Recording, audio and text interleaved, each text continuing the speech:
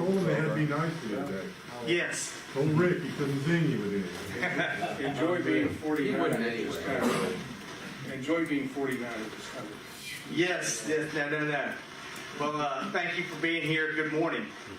Hopefully, is that static on us? Yeah, I think so. Okay. We're going to try to see if we can correct a little technical difficulties. But first off, I just want to say I am going to take a few seconds to brag here on my daughter who is going to be attending Rick's alma mater, the University of Mississippi, as a member of the lot leadership. She got in. It's a public policy. They only take 30 students. Half of them have to be from the state of Mississippi. So she was one of 15 that was out of state. So She passed the coloring test. very proud of her. They've got a lot of opportunities for them to participate and do things, and do public policy is going to be her major. So, anyways, I'm very excited for her. She's also beginning her tennis season here last year at PHS. But I did want to just brag on my kids for a while. But otherwise, I was going to say, I guess Happy Chappie James Day. It is Chappie James' 99th birthday today. This weekend I was at an event, a very nice event that was there. His youngest son, I believe he's in his late 60s, was there to speak. Anyways, he's retired in New Mexico. He said he would be retiring and coming here more often to Pensacola, to get to Pensacola to be a part of things. But he had some good messages in there. And I think one of them, certainly things we're sort of struggling with. One of them is that, it's enough. We got enough enemies foreign that we don't need to be fighting amongst ourselves and finding ways to work together. And certainly at the national level where we're going, but even here locally, we've got some things. We will continue this week to work through items on the certainly the soccer fields at Scenic Heights, and we will continue to work on that. We will be, this afternoon, we will be putting out with the council a new amended version. We listened to what the citizens said out there, and we've come forward with something that'll be amended, that'll be less impact all the way around, and we think will be much better for the neighborhood. We're going to be presenting those to council this afternoon at their meeting. So again, we hope all of that will be, as we continue to find ways to work together. As I've said to several people this weekend, I'm not trying to push anything one way or the other. The council's free to do what they want to, but at this particular time, they've chosen that location, and so we're working with the neighbors to try to make sure we make the best use of what's there. I'm losing sound or something, but we're going to get this taken care of. The other big issue, obviously, is last week was dealing with ST, and I know we're going to talk about that. Probably y'all have some questions, but we'll be moving forward. At this time, Chris, we haven't gotten a $20 million letter in from the state of Florida at this time. I don't think so. Outside of that, we did get, obviously, last week, the city, the county, and $10 million then from Triumph. So we have $20 million. We hope to get the other $20 million. It'll leave us, and the city took on 2.5. The 2.5 we have is something, talking with all of our people, we think we can manage to close that gap. We have several, even this past year, we were working on several things that we were trying to do with the federal government. Our lobbyist there says there's some things we can do with jobs.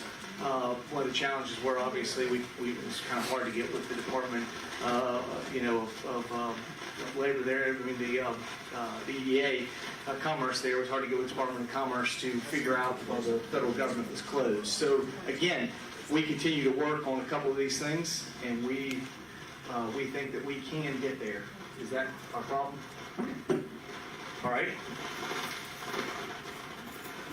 This is the hardest working man, if you know Robert Greer, City of Pensacola, the hardest working man in the City of Pensacola. All right, Robert, I think you solved our problem. Yeah. All right. The city could not work without Robert. So, anyways, thank you, Robert. That's where we are with Triumph. And again, our expectation is that we should be able to find the additional funding as we move forward. That gap is really much easier for us to close, both at the state and the local level. So we will move on then to the other things we've got this week. We've got city council meeting this week, so we will be dealing with that, and it will be, we'll have several items on there. It's the first one of 2 for February. And so we will be doing some things there. We also, next Monday, we will be having our second town hall meeting at the Theopolis May Center, which will be with Jewel Canada Wind in District 7. So we will be there. And so that's kind of what we will be doing this week. Also, on the 22nd, I believe, which is that Friday, after that next week, I will be participating with Dennis Fleming in the sanitation department, doing a work day with them. So I'm looking forward to doing that as well. So a lot of things going on at the city. We continue to keep working on those things, but more than anything else, I know here to answer your questions. So again, I'm here to answer your questions. What do you have, Andrew? The big change to my mind on the Triumph response was the increase from 3 to 7 years on the job promise clawback. Has ST committed to you after the meeting that they're okay with the new terms? ST is going to be working on a number of things that they're working with Triumph. You said them this morning. I heard your radio while I was going to drive to go work out this morning. Talking about that, and again, they will be working with them on that. I mean, as far as I know, Stephen's continuing to work. I know one of the biggest things they think is not as much of the. They think that, as you said, the jobs are going to be there. They're going to be, for them to be successful and fill out their lease. They want to have as much work as possible. Their bigger issue is working potentially with training, and I think the training dollars will become more significant as we move forward, and we can begin to build those hangars. But it's, to me, the hangars are nice and they're the expensive part, but the training program is what's going to move our community forward and our citizens forward. So at this particular time, I think they're going to work through those things. They indicated if we could move forward and get the $20 million from the state, they were ready to begin moving forward on the second hangar. So they're okay with this deal as it stands from Triumph? They are trying to move forward, and they're gonna work with Triumph. I mean, I can't say the exact of what they're going to do, but they are. As long as we can get the $20 million from the state of Florida, they're ready to move forward. Chris, what do you have? I just thought that the language that's in the resolution that talks about the joint venture between Triumph and ST on training is the piece that's almost the most important piece of that resolution. Yeah. And that has to be fleshed out, and I think ST's meeting with Dr. Fuller this week to kind of flesh out that training program, and I think that's going to be tied to the job issues in terms of the longer term for them to have those numbers. So I think what Chris was saying is the job portion that is in the memorandum of understanding between Triumph and ST. And again, all those monies that are there with Triumph monies, the clawback is not on the city; it's on ST. So they will be working through that. I think that's the most significant part of that agreement, is dealing with that, because I think if you can find ways to provide training, and certainly their intent is to train over twice as many people as they need. If they do that, we're going to have a lot of good trained people here, and we'll find other jobs for them. I'm convinced if you give people skills, jobs will follow them. So again, if we can do that, that's perhaps one of the most exciting parts of this to me, and what we can do moving forward. Yes, Can we drill down on the numbers a little further, and forgive me, some of these folks may know them better than I do. Hopefully the 20 mil comes in from the state. Now Triumph came in, what, a couple mils short of what the city was hoping? Correct. So where does that leave the city with what the obligation was before and what it is now? The city last Thursday is going to do $5 million. They're taking the responsibility for 2.5. We could take the responsibility for the additional 2.5. That means we would take the responsibility of raising $5 million over the next 5 years. Both our state and federal lobbyists say that should be something that's fairly manageable. Last year, we had a $6 million request. We got $2 million. We've got a $6 million request in for appropriation this year. We'll see what we get. Also, our federal lobbyists said that we can go back for some jobs money as we move forward. So I think over the next 5 years, we'll be easily able to accomplish that last $5 million. We can close that gap.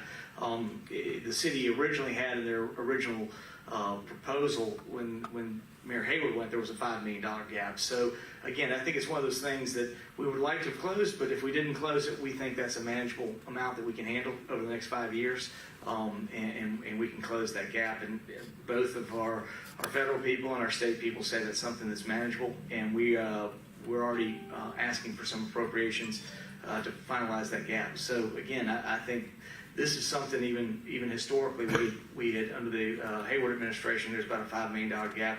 We believe we should be able to cover that over the next 5 years. Thank you. Is the release of the money from Triumph, as I heard it, maybe I heard wrong, but that was contingent on the full funding. So if we're waiting a couple of years to get even that additional, City's small taking the amount, responsibility for that. We will take the responsibility for it, and that's what we said. that's good So enough for Triumph. that'll be it as far as we take it on us. So we just got to figure it out, and we got to go continue to keep working. But we've been successful everywhere we've been, and everybody feels like that's a manageable number. I mean, 45 million, 25 million, those are not manageable numbers. 5 million is something we can do. Yes, Jeremy. Are you really sure about the FDOT money? No, not until we get a letter in. So again, we had, that's 20 million. So everything has been sort of predicated on us getting this, and we've had every indication every time we've talked to people, they've been very favorable. Last week we assumed that they were probably waiting to see if we were successful on our 3 runs, which we were, which is why today, I hope to be in touch with them. I talked with Representative Andrade on Friday and Senator Broxton, both of whom seem like they've also heard nothing but very positive things about this, and hoping that now that we've covered those 3 hurdles that we had to get over, that they will come in and commit to that final portion. But you're right. I mean, that's still, we haven't said we've finalized anything yet until we get that covered. Jim.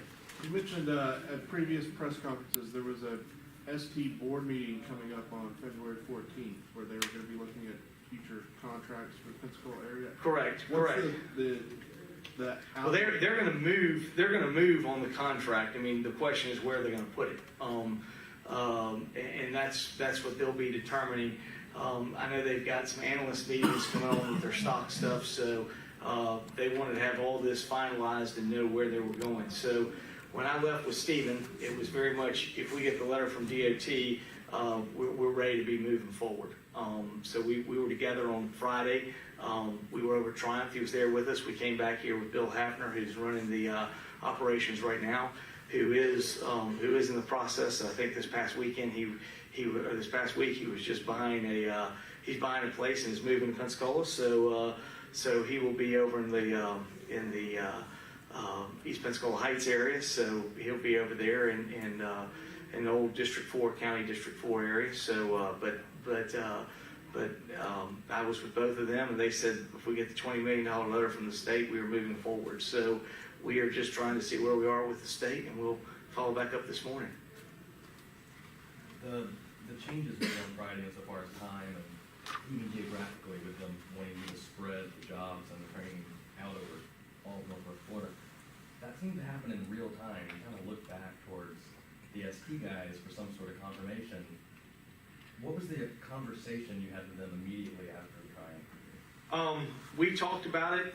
Stephen seems to think that they can work to make all that happen. I mean, Stephen knows what they want to do. I mean, they want to find ways to work, and we would love to find opportunities for people from all the regions to be able to be here. And I think we can make it successful. Again, if we only need 1,500 workers and we have 3,000 people getting the certification, that's another 1,500 workers that somebody else can find, whether it's in Pensacola or in Eglin and Crestview or Panama City. In their airports, they don't have any of this operations there. They also have, obviously, Tyndall, Eglin, and we have Pensacola NAS. We've been having separation from the military people who have these skills. Now we'd like to build more skilled people in aviation mechanics. So, if we can do all that, I think we'll find an aviation industry here. I think it's kind of one of those things. I've always said, people always say, well, why don't you just teach people how to do stuff? I said, well, it's tough to provide workforce when you have no job for them to go to. I'm convinced this is a case where we have jobs, now we train people. We train more people than we need. That means eventually more jobs come here. I think we've seen it in most of the other places.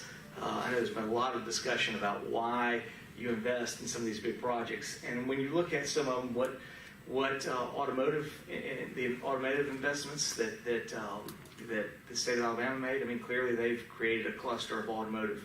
I think we are trying to look at aviation in this area, and I think we're in that process of moving forward. Obviously, some people complained about this. I remember I lived in Birmingham, and a lot of people complained about the Mercedes contract that the state of Alabama gave them. Well, clearly that has leveraged that state and their workforce significantly. We're hoping this will do the same thing for us in aviation. The private aviation on the east side of the airport, I don't know, so I'm just curious.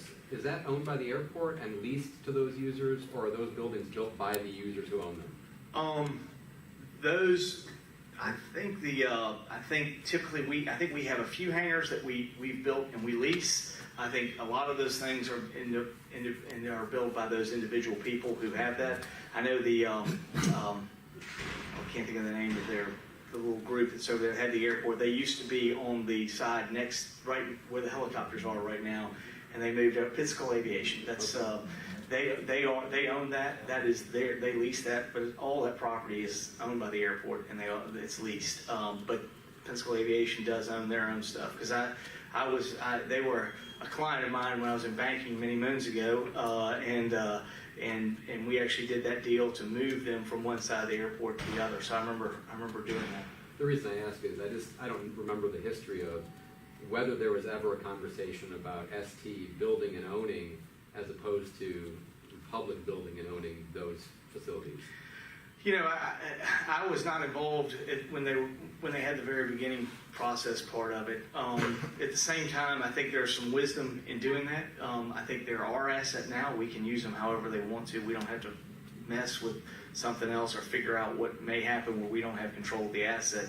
The second thing is, I think it worked out really good. I mean, I told somebody else, they were complaining about the rent or the other part, and I said, well, typically if somebody pays you market rent, they don't give you 20% to build the building yourself. So, however we ended up doing it, I think at the end of the day it was important. It was a little bit different. I think everybody needs a sense. Most airports have a smaller size because they just don't deal with that. So there's things that end up in those smaller prop planes and small jets. So again, I think that's more a function of what you would normally see in a normal airport. This, I think, is a little bit more sizable, and certainly the size of the jets we're talking about being a part of it. I think that's why I think having the city having control of the buildings is a good thing. And the fact that almost 20% of the money into it has been brought in by our corporate partners is a good thing as well. Rick? All right. Last week, we talked about allowing us to talk to Rob Larkin about the fire chief investigation. We did a poll over the weekend, and 3 out of 4 Pensacola voters want to know how that decision came about, who came up with the strategy, why did they think it was going to work. And we thought meeting with Rob Larkin, who was outside of the city, would give us a fair take on it, and we haven't been allowed to do that yet. I did talk with Susan Wolf. Have you talked to Susan? No, I asked All her right, to review it too. I will talk to Susan. Tell her to give you a call. All right, thank you. I appreciate She it. needs to do that. I thought, again, she has some things. I know there's some legal things that are still outstanding. Obviously, we cannot talk about those things that are still outstanding. Right. But she was going to talk to you about that. All right, I'd like to, please. You talked about shifting the plan for the land swap. Is that changed since the last time we talked, when it was going to be a slightly smaller footprint at the back of the park, or is there new development on that? Well, my understanding is the Y is still interested in swapping, so we are still moving forward.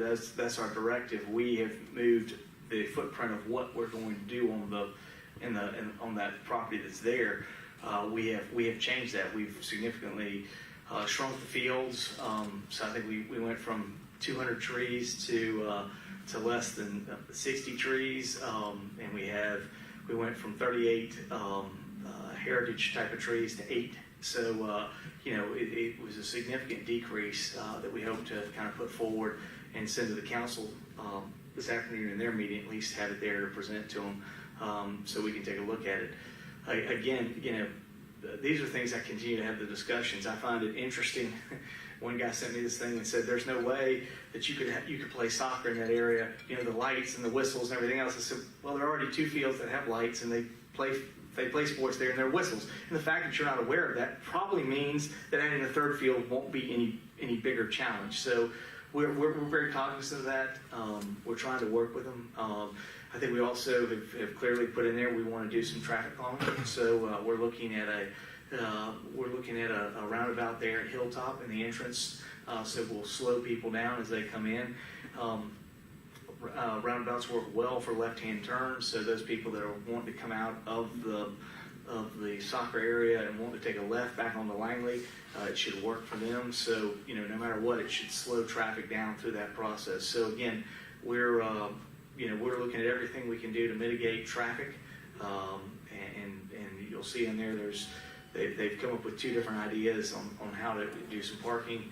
And we no longer link the 2 parks. The park for the parking for the playground equipment and the rest of the stuff, the disc golf at Hitzman, is not connected anymore. So there are a variety of things that we looked at. We won't be touching any of the trees for the disc golf facility, so the disc golf will not be touched at all. Even on the back end? Even on the back end. Everything, we've moved it, we've shifted. We're going to build a berm on the back side of the property to try to prevent any either objects like balls or noise from hitting those neighbors on the back. And we're going to have a berm built up with some shrubbery on the back, and then we're going to also have it's going to be about 45 feet away. The soccer fields will be about 45 feet north of where they originally were. So that's what we're looking at. Yes, Jeremy? In an effort to, appease the people that don't want the soccer complex there, are these, is it being minimized to where the people that want the soccer complex there are not going to be happy with it? Well, I mean, it's all a balance. I think those are the things we have. We still have the fields that we can do what we need to do with it. I think it's a balance of trying to figure the 2 things out. I've explained to both sides. My job is not to represent one or the other. It's to try to figure out what's the best thing for the city, and that includes the direction of the council. The council has said this is the location they want to look at. I've said it before here several times to them. If the council wants to change locations, but we can change locations, it's going to take their vote to do that. We're proceeding forward at the location we've been given, and it makes a lot of sense because of the things that happen with the Y and the ability to leverage that. I think for the Y to have to build a whole new pool similar to what we have at Vickery, and also a gym similar to what we have at Vickery, is significantly more expensive to them. And then the fact of having to deal with their maintenance there and our maintenance at our place. For the community, it would be much better if we could leverage those 2 things together. I think it would really significantly move everything in northeast Pensacola. And when you look at that, it's probably a mile. I think it's less than a mile as far as radial, but I think driving time it's about a mile. The Vickery has 2 4-lane roads going to it, so it's much better built for traffic and all the things that people have talked about. And it's on a daily basis at the gym's there. These fields will be periodically used in the fall and in the spring for soccer, and then outside of that, they won't be used. I mean, it's a case of it's not an everyday thing. It's not 9 to 5. They typically aren't being used. If you have that center that we're talking about with the YMCA, it's going to be an all-day kind of center. So, a variety of things we're trying to. I think moving the center actually moves a lot of traffic off Langley. And this is already funded, right? The construction of the new park, that's already funded. That is already funded, but the question is where. What other sites were considered? I think that the one that was originally looked at was off of there's Mallory Heights back there, Summit. off Summit, behind the cemetery. Aside from that one. That's the only one I know that was looked at at this particular time. The challenge there is the same thing. That one even has less room. We would be taking down a significant amount of trees, and it's really off of not even a major road. But I think more than anything else, it didn't give you the chance to leverage the opportunity with the Y. I think that's sort of why this all worked at that location. Was any thought ever given to trying to draw activity down here to the waterfront? again, I came in after this vote had already happened, and people are upset. So as far as what happened before I got here, I'm not really sure what they looked at. But my understanding with Brian Cooper is the desire was to be somewhere over in that area, close to where the Vickery, these fields were already in Vickery, and the decision was there. The problem with the Vickery fields is you also have lacrosse, you have football, and you have baseball. And what was happening was we were wearing out the fields, and everybody was complaining because of the use, which is exactly why we want to go to a soccer field that are separate fields that we're not doing the use on. So one, the soccer fields will stay in good shape and can be utilized.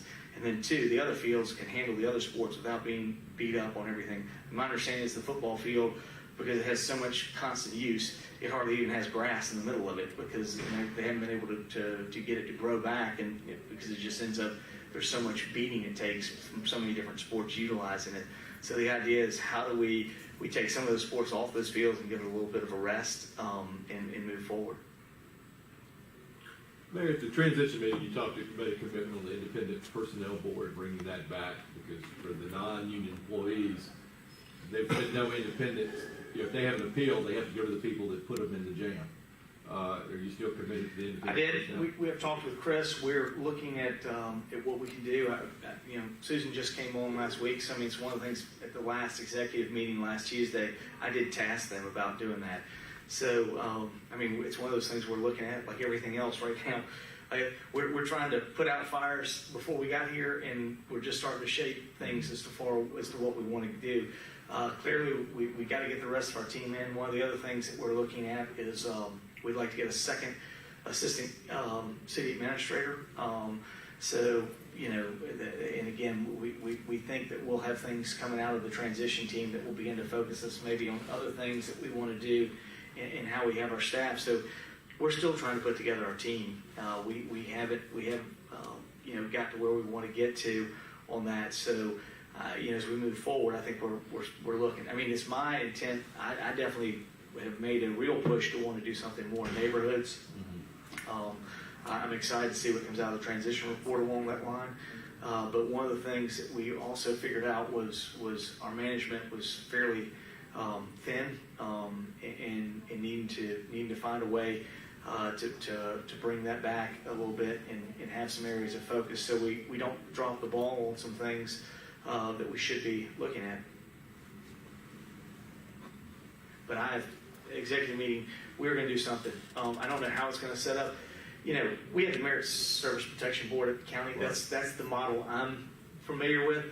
Whether it's that, whether it's the model that was originally set up in the thing, we're looking at what's going to happen in the model. But there will, Rick, I made the commitment we will have something. I just don't know which model we're going to go with right now. Chris even talked about some other counties that he had. There was a different model. So so we're just still evaluating models. I think, what I hear and what I see is that, employees need an independent, 100% agree. That's it. The hearings can be heard. And the fire chiefs, the two people that they had to appeal to were the two guys that put them on administrative leave, which was just bizarre. But, and the fact that what happened in the process of, what happened in that process as well. I talked at length to Chris about and some things, but that's what he's here to try to figure out how to put the team together. He's been working on a new structure for us. We're going to eventually work on some strategic planning for mission and value statements within the organization. But Rick, we're taking over a system that really is sort of where it. We sort of had it's sort of starting over at everything we've got. So we're looking at everything right now and just trying to build back. 2 timetable questions: the North Palafox changes and also the baby tennis courts. When do we expect construction to begin? When do we expect revamping to finish? Well, Bayview, I can talk about. We have a little thing on our yeah. Obviously, weather is going to be a big challenge to that. We were hoping to be finished by Friday, but I'm not sure where we'll be with the weather today. Obviously, weather like this is not real conducive to finishing. But if we get some dry weather that we can finish it out and do the painting on the striping, you know, it's my goal to get that thing open as soon as possible. We would love to have done it Friday. I'm looking at the weather, I'm just doubtful. I haven't talked to Brian, so I don't know, and we hadn't talked to anybody else that's been able to tell us something's going to happen there. Palafox, I think Derek and I see him in the back. We're meeting today about it, so we're looking to move forward on that, and we'll know a little bit better whatever we need to do to bring it forward, get it blessed, and then go ahead and put it out and start doing it. On the Palafox changes, one of the questions that I had heard from somebody was, Cervantes, we're looking to put traffic, parallel parked cars, and then bikes. But on North Palafox, it's gonna be the old model of traffic, bikes, and then cars. Is that a fixed decision, or are we still thinking about it? No. We may still look at that. I mean, those are things we're absolutely figuring out. So the only reason one of the things that was done with at least putting it out there was knowing that it works. We have enough room to do everything that we want to do. So now it comes, I agree. I went to something that I see Dottie in the back that was going on A Street, and I know that was one of the things they put the bike lane next to the sidewalk, and then you had the parked cars. So, you know, again, I mean, that would be fairly easy for us to inverse and put those things in. So, you know, I think the plans went out, and Derek was very quick to say these are preliminary. That's sometimes why you worry when you put plans out and then people get real excited and you're like, hey, you know, we're just looking at this right now. We haven't finalized. I mean, but the good news is we know it works. We can make it work. We can swap some things out. You know, I think we're going to be able to figure out how to get there. Yes? The Garden Street safety study, what's that gonna look like? Garden Street safety. Yeah, council's talking about that today. Okay. I knew that there are some things that are coming in that we're working with Palafox on, I mean, not Palafox, I mean, on Cervantes. And we've been working with that, and hopefully in the next month, we've got something coming in. I know that Tommy serves on the statewide pedestrian committee, and they have some improvements that are scheduled for West Cervantes. I was not aware of anything specifically that we had on Garden at this particular time. So if we're talking about it, I'm mistaken, but I thought I saw that. I thought Jewel talked about that maybe a couple of weeks ago. okay. I think Jewel wants us to look at some things there, but I don't think we have anything planned at this particular time. Okay, I thought I saw it on the agenda. I could be wrong. Right? I think Jewel's asking us to look at that. That's it. Okay. They asked us just to authorize the mayor to get a cost estimate from Okay. Atkins Okay. for what the Okay. study would cost. And that would be good. I know, I mean, if we're doing on West Cervantes, I mean, those are things we need to evaluate there, but I was not aware of anything specifically we were doing at this time on West Garden. Are those the type of things that the Complete Streets Committee would be getting into? If we choose to take on complete streets, which I think we're headed in that direction, these are the kind of things we'll be looking to do, absolutely. So, you know, it's one of those things, we've kind of been waiting to get to a point where we know what's going to be happening. I mean, it'd be nice. All these things are moving. If we can get the transition report by the end of the month, I think the transition report is going to give us a number of things that we need to go do. And one of those things I think will be complete streets.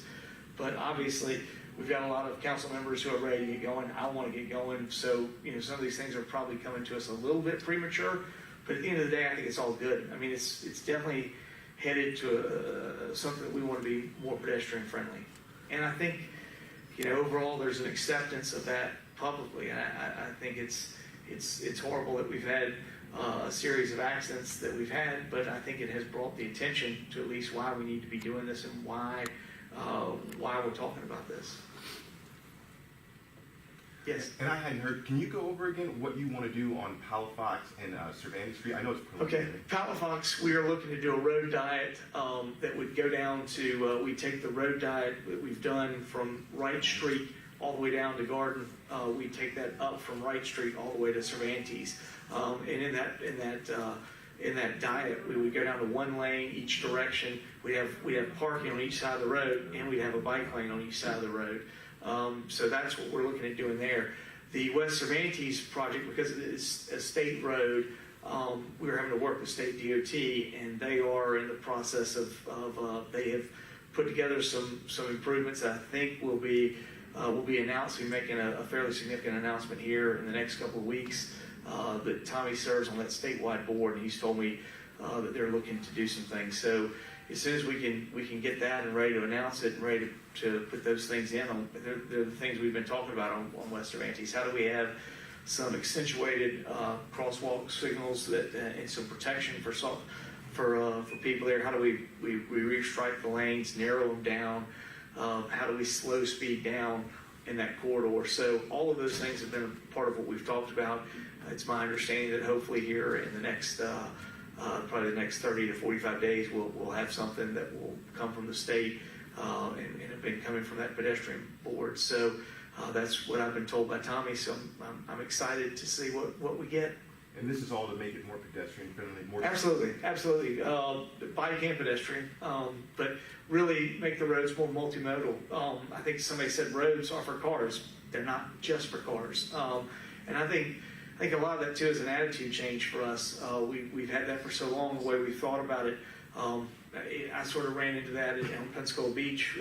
As I said, I'm the guy that put all the pedestrian accentuated crosswalks, and everybody got mad because they were getting stopped all the time. So we tried to figure out what to do. But I think it did raise some awareness of what was going on out there, and that people, when they're out there, needed to be more conscious of bikes and pedestrians. And I think if we do the same thing in town, whether it's West Cervantes, West Garden, East Cervantes, I mean, it's going to make people take notice. 9th Avenue, all of these places are things we want to see. We want better access, crossing, and safety. And Tommy told us on Thursday about $250,000. Okay. For education, plus the flashing signs for speeds, some crosswalk improvements, and and for officer enforcement training. Okay. So I know that was what that's what we've got moving forward. So again, those will be some things that we'll begin to implement. I still want to work with DOT on shrinking the lanes and dealing with some bike, at least having the bike part of it. So that'd be good. Yes. When you kind of re-engineer the landscape for pedestrians and bicyclists, how do you go about re-educating drivers? We talked about this some the other night, and I see Dottie's there.